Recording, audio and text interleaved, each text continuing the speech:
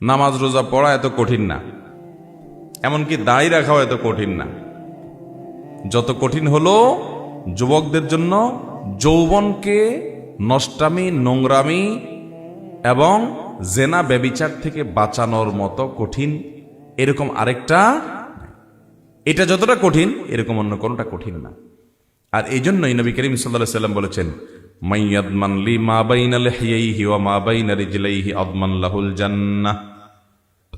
যারা দুই ঠোঁটের মধ্যবর্তী অঙ্গ অর্থাৎ মুখ এটা আর দুই পায়ের মধ্যবর্তী অঙ্গ অর্থাৎ লজ্জাস্থান, এই দুইটা জিনিস অর্থাৎ তার চরিত্র এবং তার জবান, এই দুইটার দায়িত্ব যারা নিতে পারবে, নবী করিম সাল্লাল্লাহু আলাইহি সাল্লাম বলেছেন, আমি তাদের জন্য জান্নাতের দায়িত্ব নিয়ে নিলাম। তুমি তোমার এই দুইটাকে কন্ট্রোল করো, জীবনে কখনো এগুলোতে কালিমা লাগতে দিও না, এগুলো দিয়ে কোনো পাপ অপরাধ করিও না, হারাম রিলেশন করিও না, কোনো মেয়ের সাথে অবৈধ বিবাহ বহির্ভূত সম্পর্ক, হারাম সম্পর্ক, রিলেশন যেটাকে তোমরা প্রেম বলো, এই জাতীয় সম্পর্ক করিও না। তাহলে নবী সাল্লাল্লাহু আলাইহি সাল্লাম বলেছেন, আমি জান্নাতের দায়িত্ব নিয়ে নিলাম তোমার জন্য। যুবক ভাইয়েরা, উপায় কি? উপায় নাম্বার 1, হারামের পরিবেশ থেকে দূরে থাকতে হবে। এই জন্য অনেক স্যাক্রিফাইস করা লাগবে। যেই জায়গায় গেলে হারাম থেকে বাঁচতে পারি না ওই জায়গায় ছেড়ে দিতে হবে।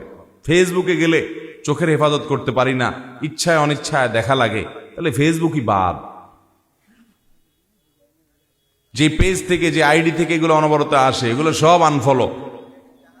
না, ফেসবুক বাদ দিয়ে থাকতে পারতেছি না, বহুত চেষ্টা করছি, আবার কদিন পরে ডাউনলোড হয়, তাহলে মোবাইলই বাদ, বাটন ফোনে চলে যেতে হবে। স্যাক্রিফাইস করবেন না আর শুধুমাত্র কিছু আমল করে জিকির আজকার করে জান্নাতে চলে যাবেন। জান্নাতে তো সস্তা না আর মায়ের হাতের মোয়া না ভাই। হারাম থেকে বাঁচার জন্য সংকল্প করতে, যে যুবক নিজেকে হারাম থেকে বাঁচার জন্য চেষ্টা করে বাঁচাতে পারে না, আমি নাম দিই এটা হলো ঢিলা যুবক। ঢিলা ডাইরেক্ট, যে যেখানে মেয়ে মানুষ দেখছে সেখানে কাইতে হয়ে গেছে, ভিডিও একটা দেখছে তো পাগলের মতো দেখা শুরু করছে ফেলফেল করে, এটা ডাইরেক্ট রুগীর মতো হয়ে গেছে। নিজেদের নিয়ন্ত্রণ করার ক্ষমতা নাই। আর যে হারাম দেখলে নিজেকে সরায় রাখে, না আমি এদিকে দেখবো না, আমি এটা শুনবো না, আমি এই পথে যাব না, আমি হারাম কাজ করব না, সবাই করে আমি করব না, নিজেকে বাঁচায়, সংগ্রাম করে, এর মেরুদণ্ড আছে, এর ভিতরে নিয়ন্ত্রণ শক্তি আছে, কন্ট্রোলিং পাওয়ার আছে। এ হলো আসল যুবক, এ হলো সাহসী, আর ওটা হলো ঢিলা। কথা কি বুঝতে পারছেন? এই জন্য বাঁচার উপায় হলো হারামের পরিবেশ থেকে সরে আসেন। যদি এমন কোন পরিবেশ হয় যেখান থেকে আসলে সরে আসার উপায় নাই, যেমন বাজারে যাইতেই হবে, অফিসে যাইতেই হচ্ছে, কলেজে এমন পর্যায়ে আছেন ফেরত আসতেই পারতেছেন না, তাহলে যাওয়ার আগে থেকে পরিকল্পনা করেন যে আমি এখন যেখানে যাচ্ছি সেখানে অগণিত গুনাহের হাতছানি, চোখের গুনাহ হবে, আমি সেটা বাঁচার জন্য লড়াই করে সংগ্রাম করে থাকবো, এই নিয়ত করে বিসমিল্লাহ পড়ে আল্লাহর কাছে সাহায্য চেয়ে তারপরে বাসাতে বের হন, দেখবেন ইনশাআল্লাহ চোখের গুনাহ অনেক কম হবে। কথা কি বুঝাতে পারছি?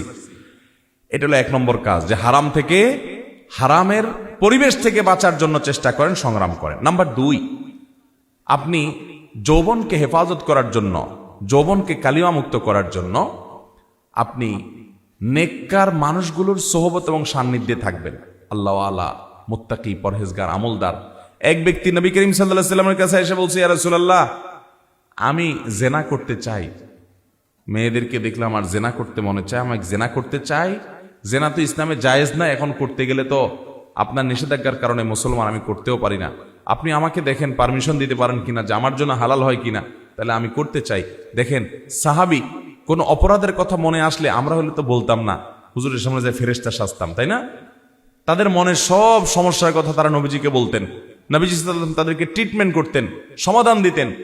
তখন নবী সাল্লাল্লাহু আলাইহি ওয়াসাল্লাম কিছু সময় তাকে সাথে রাখলেন, তাকে একটু বোঝালেন, এরপর তিনি বললেন, ইয়া রাসূলুল্লাহ, আমার মনে জেনার কোনো আকাঙ্ক্ষা আর নাই।